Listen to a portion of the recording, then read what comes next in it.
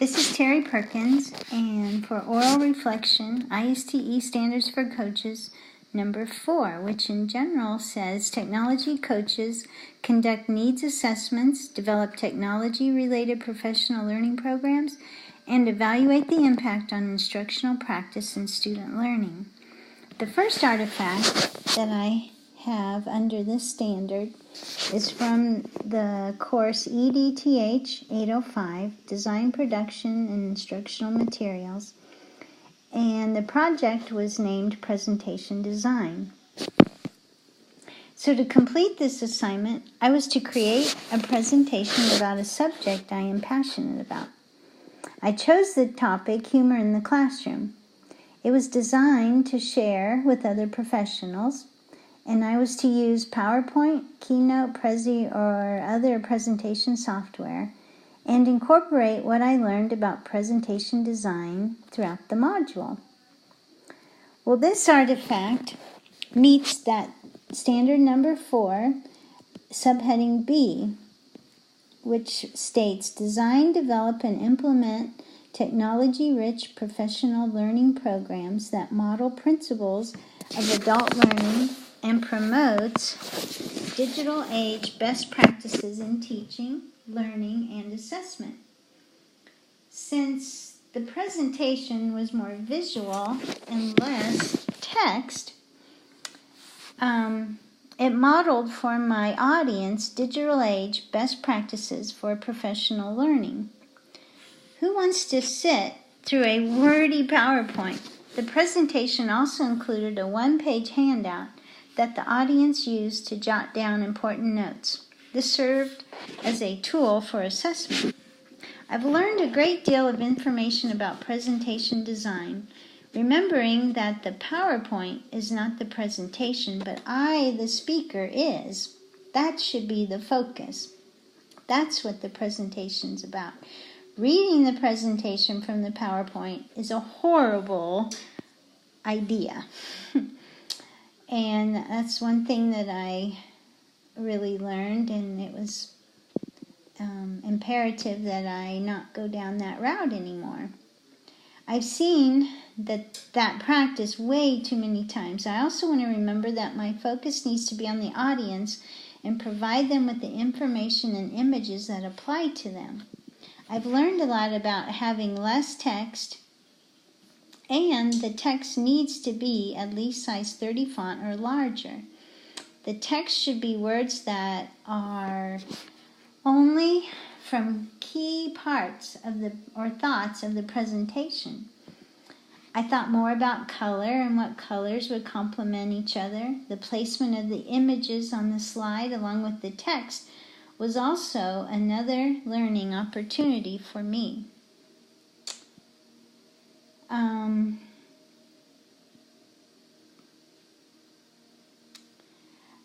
The information about how to captivate the audience was also very helpful to me, especially the emphasis on telling your story or allowing your presentation to become a story that hooks the attention of the audience. It takes them on a journey of sorts that may include an enemy or difficulty, develops to a crescendo, and in the end the hero wins.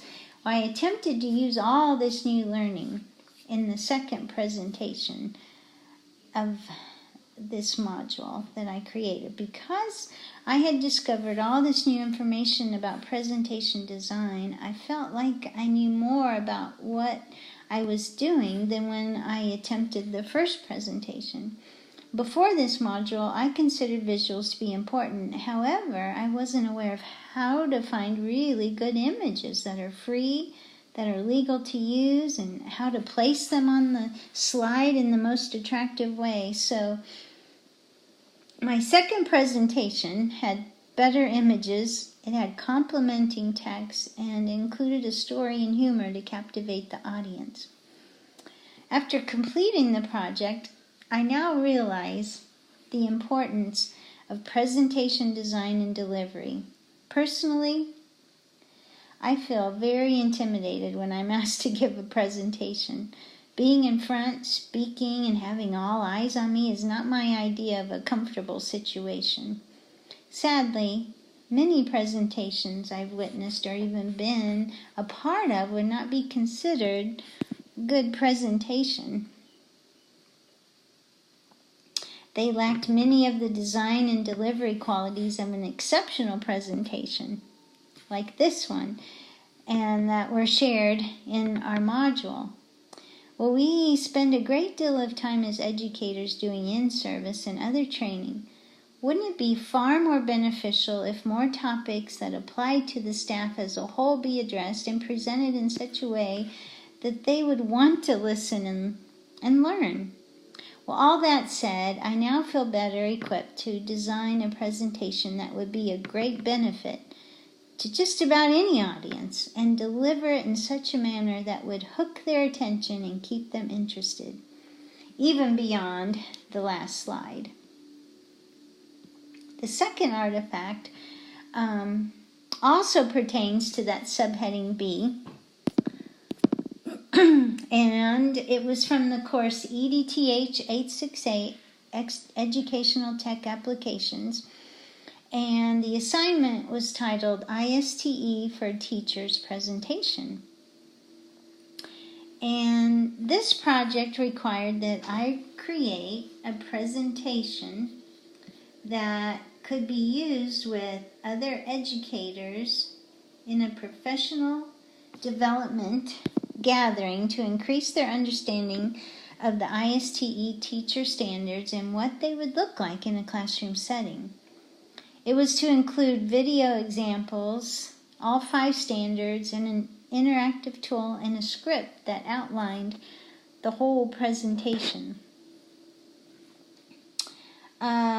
This assignment meant that subheading B, design, develop, and implement technology-rich professional learning programs that model principles of adult learning and promote digital age best practices in teaching, learning, and assessment. Well, this project focused on the ISTE teacher standards, and it helps teachers to evaluate the skills and knowledge that they need to teach, work, and learn in an increasingly digital world.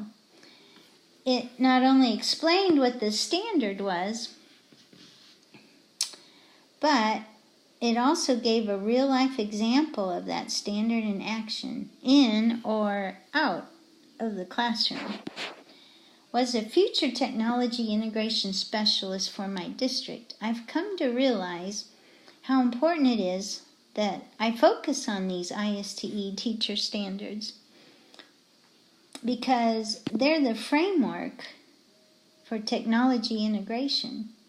The TEDx video of Richard Collada about imagining learning was really very beneficial for me as I worked through this project. He spoke of major challenges that our present education faces and suggests switching to a form of personalized learning. This would involve educators reimagining learning with technology and move away from using technology to digitize. Let me find my place here. I believe the examples I gave for each standard met that goal of reimagining learning using technology. To make the project stronger, I think I need to go back and check each link to make sure that it's still functioning before I give the presentation at an in-service. The third artifact that I have for this standard is from the course EDTH 733, Professional Development. And the assignment was titled Professional Development Leadership Exercise. Well, this assignment was actually a team effort in planning a one in-service day of professional development that our school might have at the beginning of the school year. It included our school logo, schedule of the overall events. I just noticed that this slide does not show the logo, so I'm sorry about that.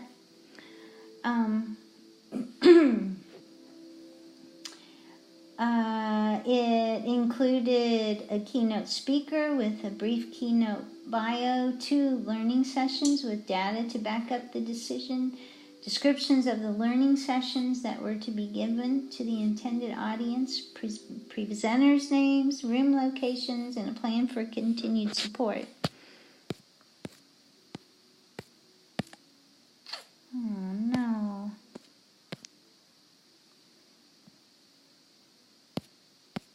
Okay. It's not. Are we not taping anymore?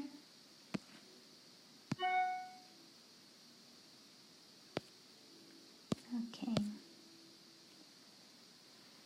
So, the project, it applies to that number 4 standard, the subheading A, which reads, conduct needs assessments to inform the content and delivery of technology-related professional learning programs that result in a positive impact on student learning. As our team was planning this professional development, one step was conducting a needs assessment survey for our participants.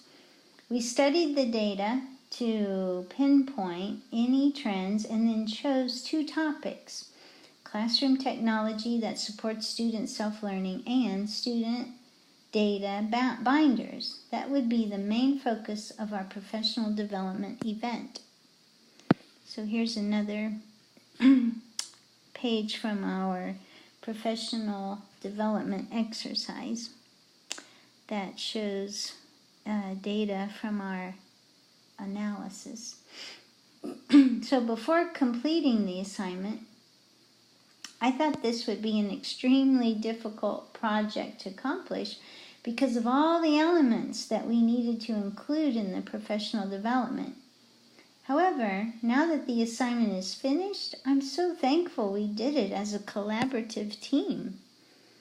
This taught me that to provide a technology-related professional learning program that benefits the staff and has the potential of bringing about increased student learning, it requires a team that is willing to work together, sharing their strengths. A resource that was helpful for me as I began thinking through how do we help teachers integrate technology in a way that provides increased student learning was an article from techlearning.com. The author was Cheryl Whitfield. It was titled The 5 Essentials of Technology Facilitators, Successful On-Site Help for Technology Integration. Well, from that article, I learned that students firmly believe that professional development and technical support for their teachers results in successful integration of technology in their classroom. College and career-ready standards have made it clear that teachers are to be using technology for instructional purposes, with the outcome being greater student achievement. The topics we chose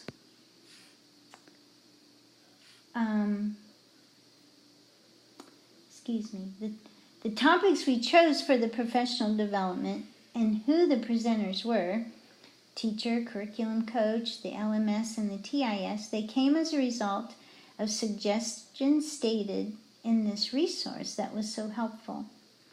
The goal was to make the in-service as individualized and teacher-oriented as we possibly could. Even thinking of continued support that fellow teachers would need as a follow-up to the in-service day.